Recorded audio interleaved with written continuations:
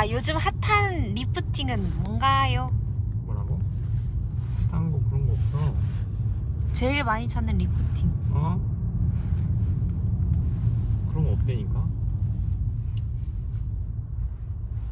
그런 거 없어? 뭐가 하나 딱 해가지고 그게 효과가 엄청 좋고 이런 게 아니거든. 리프팅이 뭐 기계만 하면 딱 리프팅이 되는 것도 아니고 엄밀한 의미로 리프팅이 되지도 않고. What? 근데 소위 땅콩형 얼굴을 가진 사람들이 있을 거 아니야. 응? 그런 사람들은 리프팅을 엄청 꺼려하더라고. 땅콩형? 땅콩형이 뭐야? 땅콩형이 광대 튀어나오고 또 하관이 이렇게 살짝 좀 각지면서 그 중간에 약간 볼페임 같이 여기 들어가고 여기 이렇게 나오고 그러니까 턱 있고. 밑에 턱 리프팅 하관에 리프팅을 하면 그러니까 이게 우리가 사람 몸이 기계가 아니잖아. 무슨 천으로 돼 있는 인형 같은 것도 아니고 얘를 땡겨 올린다는 개념이 아니라 다 각 부위마다 그런 어떤 모양이 있고 뭐 사이즈나 배치나 이런 게 사람마다 다른 거지. 이게 내려왔으니까 땡겨 올린다는 그런 개념은 아니라는 거지. 예를 들면 광대가 나왔으면 뼈의 문제겠지. 이거를 뭐 뭘로 하겠어, 그지? 어떤 성형외과적인 방법이 아니고 이런 걸 해결하기는 어려울 거고, 여기가 나왔다면 이제 이유를 따져봐야겠지. 여기가 들어가고 여기가 나왔다. 그러면 턱 근육이 굉장히 발달해 있겠구나. 왜냐하면 턱 근육이 굉장히 크거든. 우리 저작근이라고 하는 근육 자체가 한 요만 이렇게 크게 생겼어. 그러면 얘가 힘을, 그러니까 근육이 커져가지고 이렇게 발달해 있으면 여기가 툭 튀어나오는 거지.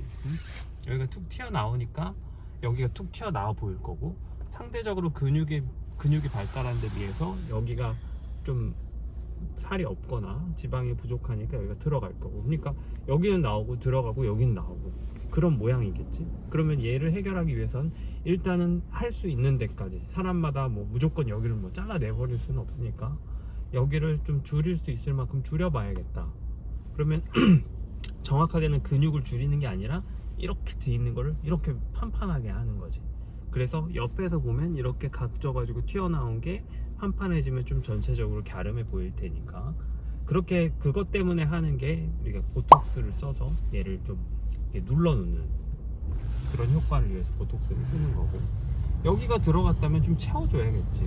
그럼 결국은 그게 이제 쉽지가 않은 문제인데 얘를 뭐 막 재생을 유도하고 하는, 그렇게 해서 할 수 있는 게 한계가 있단 말이지. 그리고 얘를 뭐 필러나 뭐 지방을 이식해가지고 잔뜩 넣는다고 여기가 없던 게 생기는 건 아니라는 거야. 조금 약간 채워놓고 그거를 좀 변화를 유도할 수 있게, 우리가 이제 몸이라는 게 어떤 변화가 생기면 거기에 어느 정도 적응을 해가지고 반응을 하거든. 그러니까 그런 걸 유도를 하기 위해서 여기를 뭔가를 살짝 넣어서 조금 부풀려 놓는 정도, 그렇게 해가지고 개선을 유도해 보는 거지. 때문에 내 사이드 미러가 안 보인다. 사선을 못 변경하겠어. 그러니까 이거를 딱 해결책이 있는 게 아니라 그 사람의 얼굴의 전체적인 밸런스를 봐서 그거를 조금씩 잡아가는 게 결국은 치료의 방향이 돼야겠지. 이거를 엄밀한 의미로 리프팅이라고 볼 수는 없는 거지. 그러니까 얼굴의 전체적인 거를 조금씩 교정하는 과정이라고 봐야겠지. 흉터치를 하면은 매끈해질 수 있나요? 그것도 할 수 있는 데까지 하는 거지, 뭘 하면은 탁 매끈해지고 이럴 리가 없잖아. 막 거기를 갈아내가지고, 물론 옛날에는, 과거에는 그런 방법들을 많이 고민을 했었고 실제로 시도도 했었고, 우리가 이거를 뭐 박피술이라고 하지. 박피술, 피부를 깎아내버려가지고 완전 새로 재생을 시키는 것, 이런 것들이 이제 많이 시도가 되어 왔고 어느 정도는 그렇게 해서 개선이 가능한데, 너무 과격한 시술이니까 그거에 따른 뒤탈이 있거나 혹은 그로 인해서 새로운 흉터가 생기거나 충분히 가능성이 있단 말이지. 그래서 지금 시도하는 거는 얘를 최대한 그런 자극을 주지 않으면서 조금씩 변화를 줘보자 하는 게, 그것도 흉터 치료의 과정이 되는 거야. 그러니까 좀 패여 있다. 그러면 이 패여 있는 이유는 옛날에 여기가 상처가 났을 때 제대로 복원이 다 되지 않아서 원래는 우리 몸이 다 복원을 할 수 있도록 다 프로그래밍이 되어 있는데 복원이 되지 않고 뭔가 이유가 있어가지고 중간에 멈춘 거지. 그러니까 살이 다 채워지지 않고 멈춘 그 부분은 다른 정상적인 살하고는 조직의 모양이 다르다는 거야.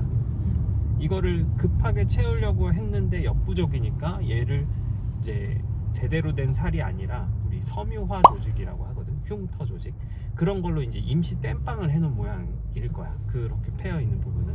그러면 이 부분을 그 섬유화된 조직을 어느 정도는 조금은 변화를 줘야 돼. 이 섬유화 조직은 실타래처럼 생겼거든. 그러면 그 부분을 약간 뜯어주는 과정이 필요해. 그래서 얘가 잡아 당겨주고 있는 걸 좀 놔주는 것만으로도 어느 정도 좀 복원이 될 거고, 그러면 그 안을 좀 부드럽게 해서 여기에다 뭔가를 채워 넣는 거지. 그러면 이게 부드럽지 않으면 채워지지 않을 거고, 조금 부드러워져 있으면 어느 정도 채워질 거야. 그러니까 부드러워질 때까지 그 작업을 계속 반복해 주는 거지. 그래서 결국은 이 패인 부분이 뭔가로 채워지면 그 채워진 주변으로 또 반응이 일어나게 돼. 다시 한번 그런 걸 복원하는 반응을 유도할 수 있는 거지. 그런 재생을 자꾸 유도를 해서 거기를 조금씩 차오르게 하는 게 흉터 치료의 과정이고, 겉에가 울퉁불퉁하고 한 부분들은 어느 정도는 박피술이라는 걸 좀 해줘야 돼.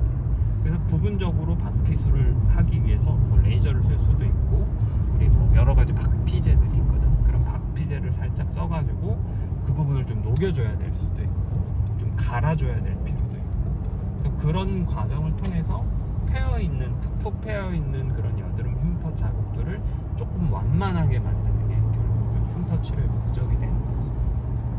그런 식으로 흉터를 치료하는 거야. 그럼 기간은 사람마다 천차만별이지.